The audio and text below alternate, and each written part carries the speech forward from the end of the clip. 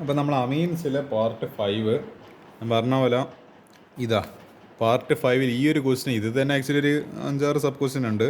പിന്നെ എന്താണ് അടുത്ത ട്യൂസ്ഡേയും അതായത് end of this month 28th ഫ്രൈഡേയോട് കൂടിയിട്ട് ഓരോ ക്വസ്റ്റ്യൻ ഇത് ഡിസ്കസ് ചെയ്തിട്ട് ഞാൻ ഈ പാഠം അവസാനിപ്പിക്കുന്നതായിരിക്കും. അപ്പോഴേക്ക് അതായത് ഈ മാസം കഴിയുന്നപ്പോഴത്തേക്ക് എന്താണ് അപ്പോൾ ആ ഒരു അടുത്ത വീക്ക് തന്നെ DN ബ്ലോക്കിൻ്റെ ലാസ്റ്റ് പാർട്ടും കോർഡിനേഷൻ്റെ ലാസ്റ്റ് പാർട്ടും ഞാൻ ചെയ്തിട്ട് +2 കെമിസ്ട്രി ഞാനങ്ങ് അവസാനിപ്പിക്കുമ്പോൾ ദാറ്റ് ഇസ് എന്താണ് tale of the story.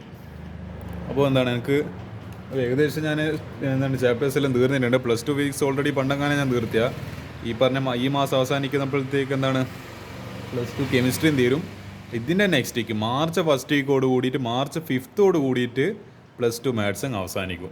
So എന്താണ് ഞാൻ ആ ഒരു ദിവസത്തിന് വേണ്ടിയിട്ട് മാർച്ച് 5th സെലിബ്രേഷന് വേണ്ടിയിട്ട് കാത്തിരിക്കുവാണ്. പക്ഷേ നമുക്ക് മെല്ലനെല്ലാം തന്നെ നീങ്ങാം. ഇന്ന് ഈ ക്വസ്റ്റ്യൻ ഡിസ്കസ് ചെയ്യാം. ക്വസ്റ്റ്യൻ നമ്പർ 11 കുറച്ച് റിയാക്ഷൻസ് തന്നിട്ടുണ്ട്. അതിൻ്റെ പ്രൊഡക്റ്റ് ഫോർമേഷൻ എഴുതണം. അപ്പോൾ നമുക്ക് ഇതിൻ്റെ ആൻസർ ഒന്ന് തുടങ്ങാം. അപ്പോൾ അനിലിനടുത്ത് ഇതെന്താ C6H5NH2 നമ്മൾ അനിലേട്ടൻ NH2 എന്ത് ചേർത്ത് CHCl3KOH. ഇതിനാണ് ആക്ച്വലി നമ്മളെ കാർബിലമീൻ റിയാക്ഷൻ എന്ന് പറയുന്നത്. കാർബിലമീൻ ടെസ്റ്റ് എന്താണ് നമ്മളെ ഇതെന്നാണ് സാധനം ക്ലോറോഫോം. നമ്മളെ സിനിമയിലെല്ലാം കാണുന്ന ഞാൻ ചെറുപ്പത്തിൽ കാണലുണ്ട്. സിനിമയിൽ നമ്മളെപ്പോഴും എന്തോ ഒരു ലിക്വിഡ് ഇങ്ങനെ ഒരു മറ്റേ കർച്ചീഫിനോട് ഒഴിക്കുക എന്നിട്ട് നമ്മളെ മുഖത്ത് പൊത്തി കഴിഞ്ഞാൽ അപ്പോൾ ബോധം കിട്ടും. That liquid is called chloroform. ഒരു ബേസ് ചേർത്ത് K+OH- ഇല്ല.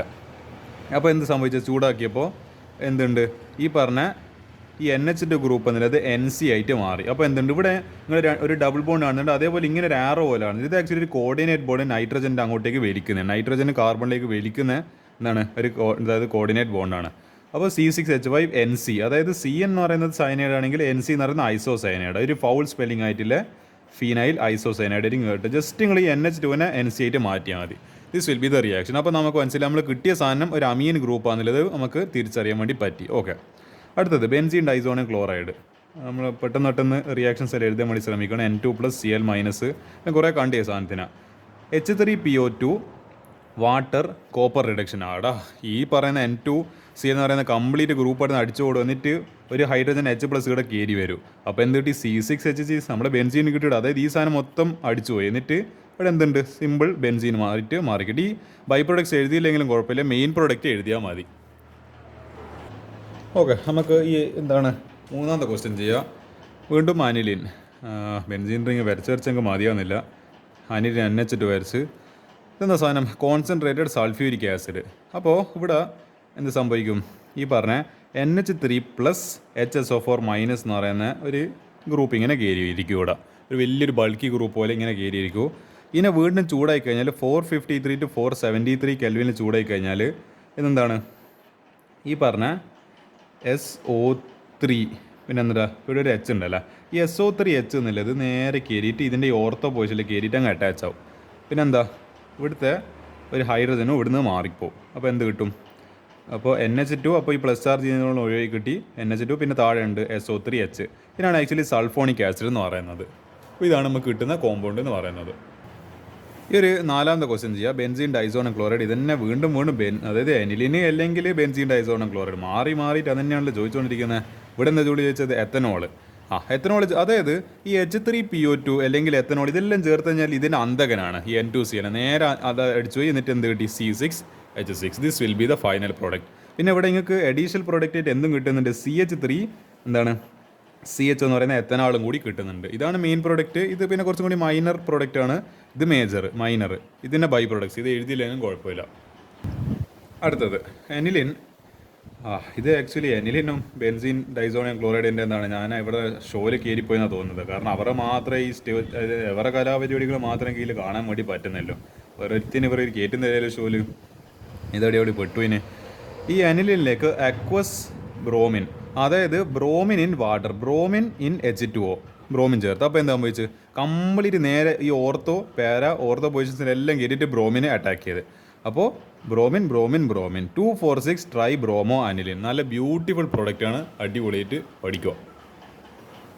ഈ ഒരു ഇതെത്രയാമത്തെ 6ാമത്തെ ക്വസ്റ്റിനെ വീണ്ടും അനിലേട്ടൻ കളത്തിലിറങ്ങി. പിന്നെ NH2 ഇതെന്താ സാധനം ethanoic anhydride CH3CO twice O. അപ്പോൾ എന്താ CH3CO ഒ പിന്നെന്താ സി COCH3 ഇങ്ങനെയാണ് തോന്നുന്നു ഇതിൻ്റെ സ്ട്രക്ചർ വരുന്നത്. ഇതാണ് ഏകദേശം ഇതിനെ ആയിരിക്കേണ്ട സ്ട്രക്ചർ. അതായത് ഒരു ഇതെന്താ സാധ്യത എസ്റ്റർ ഗ്രൂപ്പാണെന്നാണ് എൻ്റെ വിശ്വാസം. എസ്റ്റർ ആണോ ഇത്? ഓക്കെ നമുക്ക് ഇതിൽ നോക്കാം. എത്തനോയിക് ആൻഹൈഡ്രേറ്റ് ചേർത്തപ്പോൾ നമുക്ക് കിട്ടുന്നത് എന്താണ്? ഒരു എമൈഡ് ഗ്രൂപ്പാണ് കിട്ടുന്നത്. അതായത് ഈ പറഞ്ഞ C6H5 NHCOCH3 എന്ന് പറയുന്നത്, അതായത് ഇതിൻ്റെ മുകളിൽ ഇപ്പോൾ NH അല്ല, എന്നിട്ട് ഇങ്ങോട്ടേക്ക് ഒരു ഇത് വരച്ച് പിന്നെ COCH3 ഇങ്ങനത്തെ ഒരു എന്താണ് N ഫീനൈൽ എത്തനമൈഡ് അല്ലെ ഇതിന് പേരെന്താ വായിക്കോ? എസറ്റാനൈലൈഡ് ഇതായിരിക്കും കിട്ടുക. പിന്നെ എന്ത് കിട്ടുന്നുണ്ട്? CH3COH എന്ന് പറയുന്നത് നമ്മൾ എത്തനോയിക് ആസിഡും കൂടി കിട്ടുന്നുണ്ട്. ഇതാണ് ഈ റിയാക്ഷന്. ഇതാ ലാസ്റ്റ് ക്വസ്റ്റ്യൻ.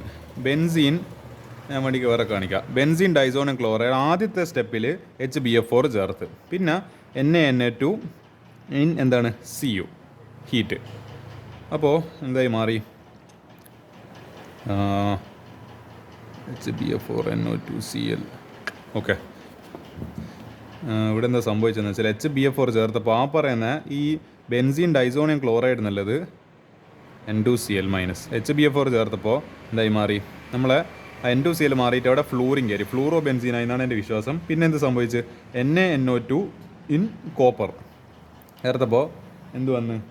ഈ പറഞ്ഞ ഇവിടുന്ന് ഫ്ലൂറിൻ തട്ടിപ്പോയിട്ട് അവിടെ NO2 ഗ്രൂപ്പ് കയറി വന്നു. കാരണം NaNO2 Na+NO2 മൈനസ് അല്ല, അപ്പോൾ എന്താണ് NO2 മൈനസ് കയറി. അപ്പോൾ ഇതെന്തായി മാറി? നൈട്രോ ബെൻസീനായിട്ട് മാറി കോമ്പൗണ്ട്. പിന്നെ ഞാൻ അപ്പോൾ ഇത് അവിടെ ഫ്ലൂറോ ബെൻസീനായി ഉണ്ടായെന്നില്ല തെളിവെന്താ? അതിൻ്റെ ബൈ പ്രൊഡക്റ്റ് ആണ്, അവിടെ ഫ്ലൂറിൻ ഉണ്ട്.